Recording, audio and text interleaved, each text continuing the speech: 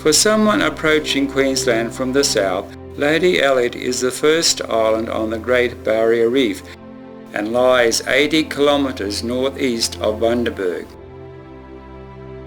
The Lady has had a rather tragic past when, after its naming by Captain Stewart in 1816, the Guana miners moved in and quickly stripped the island of all its vegetation while digging out the valuable deposits. As if in revenge for what had been done to her, many ships foundered on her surrounding reefs, so many in fact that she became known as Shipwreck Island.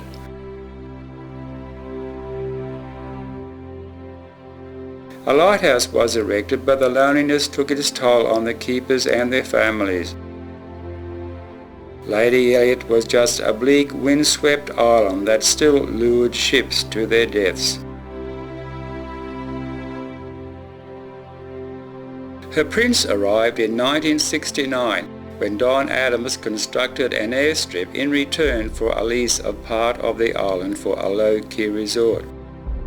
Another all-important condition to the granting of the lease was that the island's vegetation be restored to as near as possible to what it was originally. Today, Lady Elliot attracts visitors from all over the world, not for nights of wild parties like her more famous sister islands to the north, but to observe the abundant wildlife above and below its sparkling waters.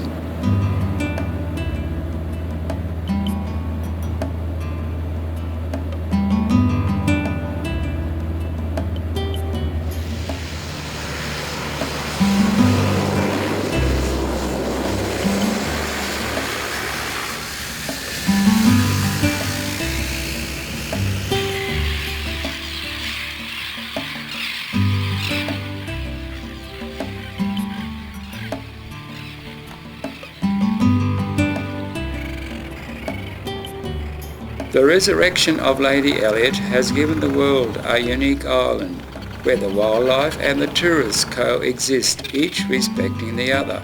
Indeed, the birds build their nests and raise their young, totally unafraid of the humans in such close proximity. A warning or two lets the visitors know just who has the property rights here. During the nesting season, the island is the home of approximately 50,000 birds. Many, being purely seabirds, are rarely or never seen on the mainland. Others are summer visitors only who travel many thousands of kilometres to reach the island.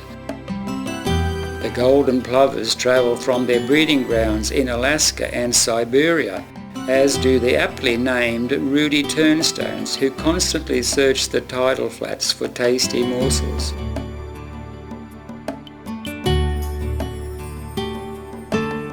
Oyster catchers tend to be rather shy and wary, but are easy to recognise with their bright red beaks. The busiest and the most ubiquitous birds on the island are the noddy terns. These are divided into two groups, the brown or common noddies and the black noddies. The black noddies seem to be always searching for nesting material and build sometimes elaborate nests in the surrounding trees. The brown noddies are not as fussy and will nest anywhere, even at the edge of the runway.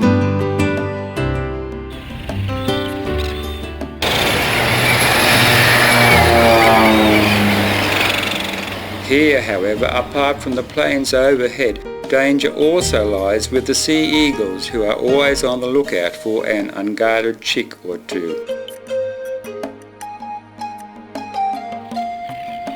Other large predators are the frigate birds, who have a bad reputation for stealing other birds' food.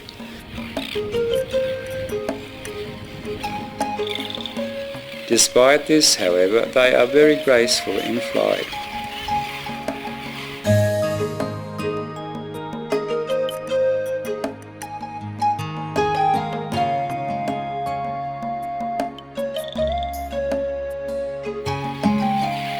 Crested terns are the comedians of the island's birds, and gather in large groups with their young to socialise and confront each other on the latest territorial disputes.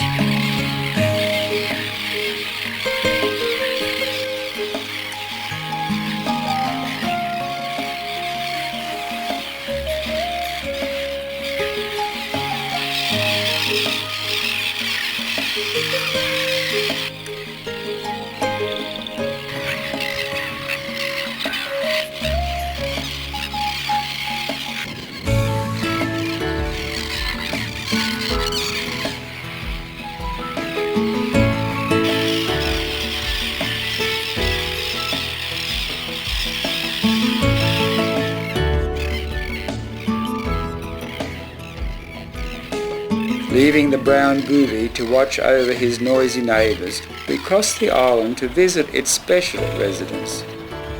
Lady Elliot is one of only 2 Barrier Reef islands where tropic birds breed, and they are easily recognisable by their long red tail feather. Strangely, for such a rare bird, they are very people tolerant and raise their young just a few metres from the beachfront units. Only 1 egg is laid and both parents share the responsibility of raising the chick. Unlike the majority of Barrier Reef islands, Lady Elliot is a coral cave, which means it owes its existence to the colourful reef that surrounds it, that now attracts divers from far and wide. However, one does not have to be a scuba diver to enjoy the delights of the reef.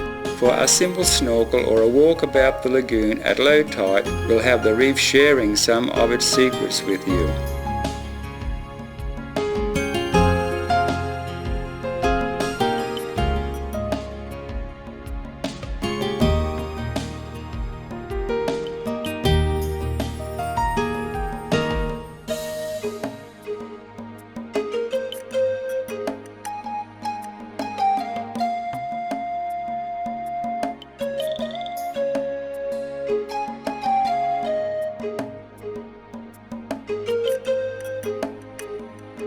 With its mixture of hard and soft corals, the lagoon provides a colourful haven for a wide variety of sea life.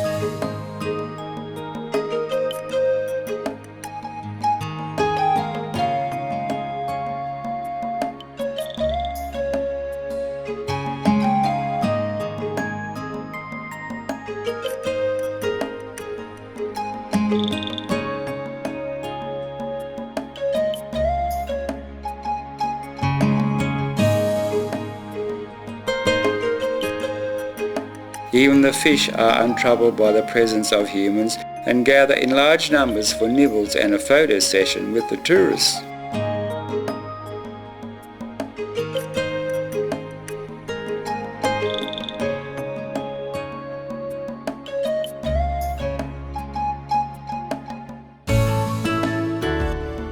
Some, however, discover that they are not quite ready for the delights of underwater photography.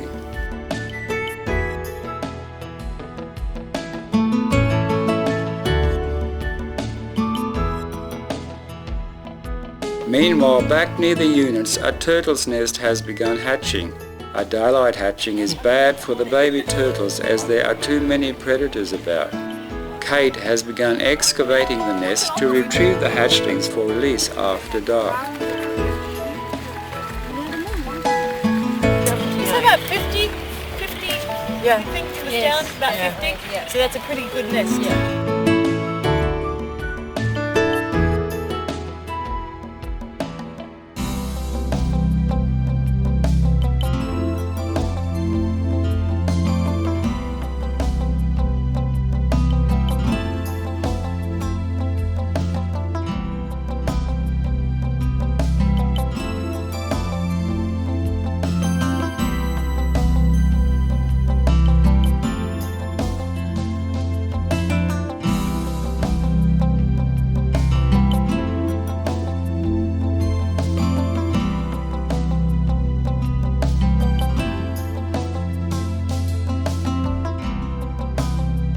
The liquid gold of the dying day melts into the shadows of night.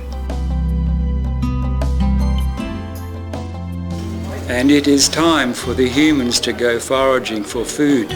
Fortunately, it is made very easy for them. Dining is informal and friendly with excellent food that will tempt any appetite.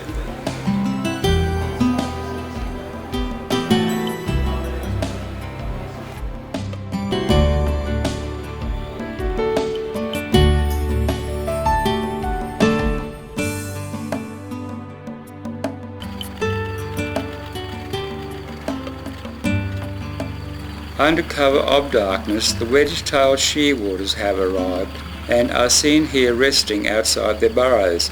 These gentle birds seem quite unconcerned with the intrusion of our camera.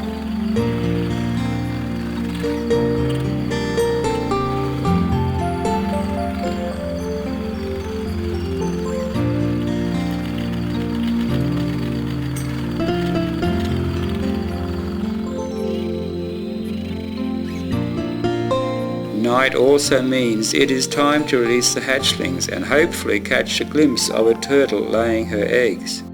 What we'll be looking for first of all is the tracks of the females coming up the beach. We won't be looking out for turtles, we won't be shining our torches up into the bushes trying to look for females. We're only looking for their tracks. I do recommend taking a torch with you, not for the sake of the turtles but for the sake of yourself. You probably discovered today that we have quite rocky terrain around the beaches of Lady Elliot and I'd hate for anyone to fall over.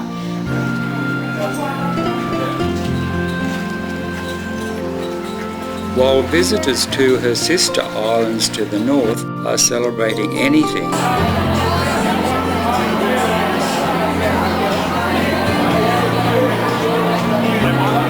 Lady Elliot's guests are trudging along a dark rocky seashore in a celebration of new life.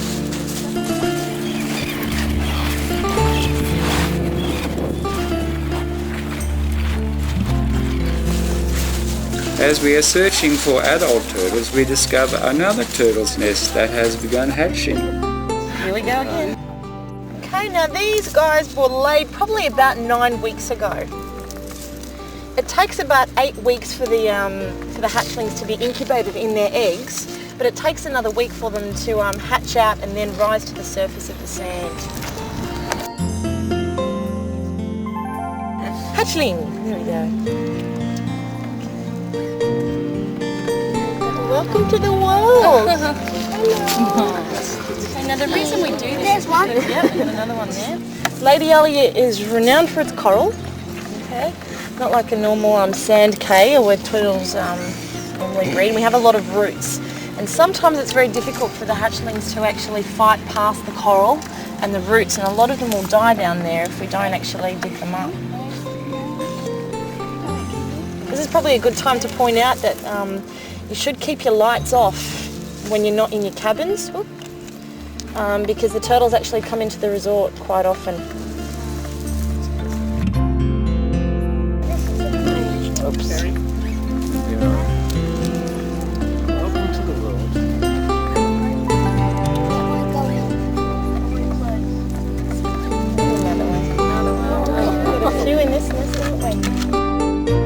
A hermit crab stumbles past, probably wondering what all the fuss is about. When there are no more hatchlings to recover, we find a place away from the resort lights and the baby turtles are released.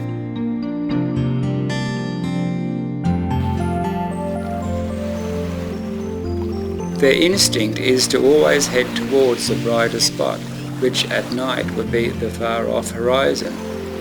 To give them something to aim for, a volunteer stands in the water with a torch and in no time the hatchlings are racing towards it.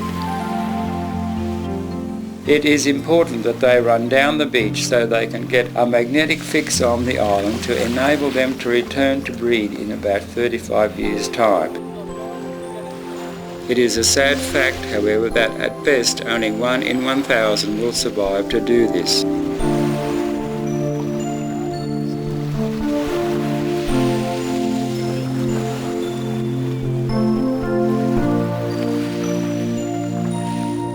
Not far from the hatchling release area, a green turtle has been discovered in the process of laying her eggs.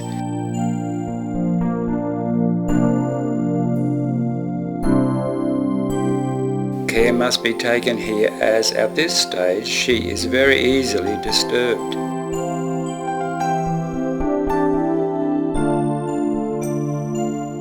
We take a quick look from behind and leave her to carry on in peace.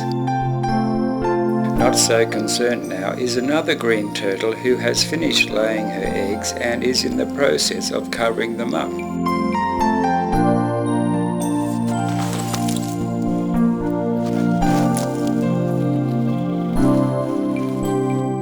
The coral probably is hurting her, but she's not crying because she's in pain. Turtles drink seawater. They have no option, they have to drink seawater. And to get rid of the excess salt, they've got a salt gland, okay, that's in their eye, and they're constantly crying to get rid of that excess salt. Now it's obvious here on land because we're in air, you can see the water, but in the water you can't see it. Mating season's around about October. For each female it lasts about 2 weeks. Dangerous time to be in the water in October when there's turtles around. I was more scared of the male turtles during that season than the sharks, I'll tell you that much. It's scary having a 100-kilo male turtle come at you thinking you're a female turtle, believe me.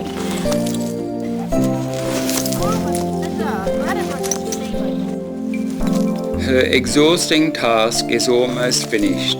There is no hurry now, for the night is her friend.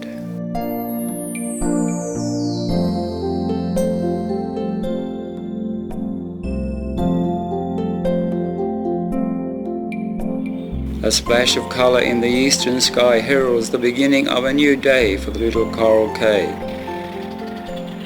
It is the busiest time for the island's bird life, as this is the height of the nesting season and there are a lot of hungry mouths to feed. Here a bridal tern carefully feeds her young chick.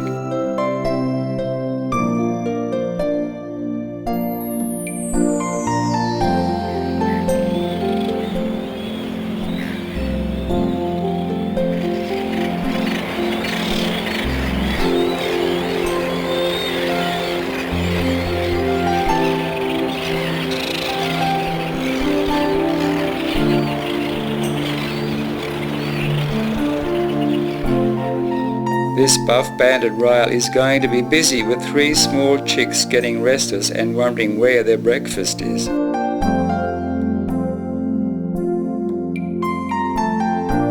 Perhaps they are waiting for Dad to return after his early morning dip.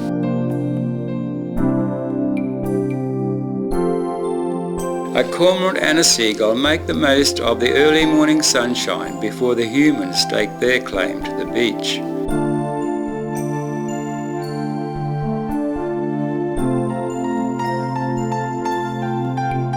If you have hungry mouths to feed, why not do what everybody else does and visit the local restaurant?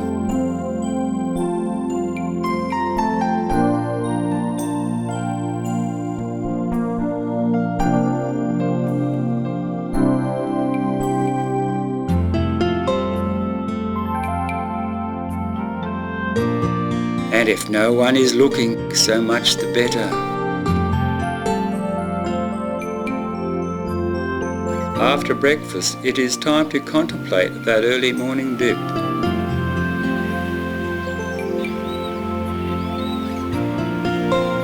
Or maybe just a lie in the sun.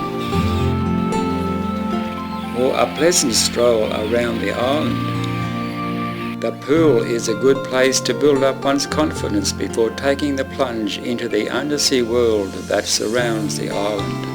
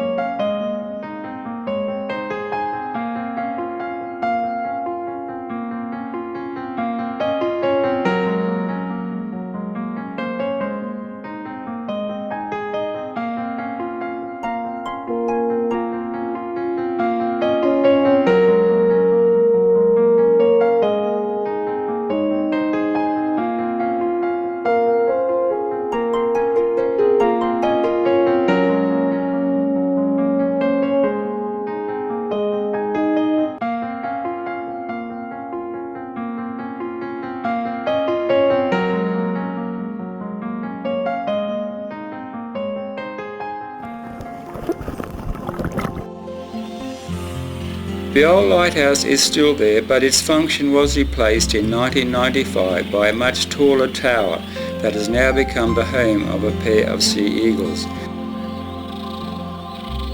The old graves can still be seen, and some say the ghost of one of the occupants haunts the nearby staff quarters. Given its tragic background, perhaps it is not surprising that the island has a few restless spirits.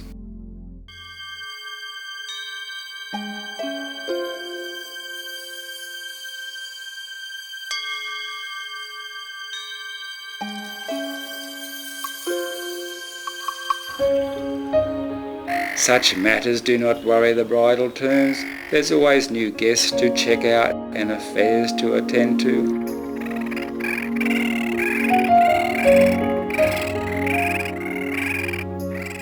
And there's that stray hatchling from yesterday out there somewhere. With that much determination, it will make it to the water. And who knows, perhaps it will be the one to return in 35 years' time to breed on the island. The island that was once called Shipwreck Island, but has now become a lifeboat to the future for our vulnerable wildlife.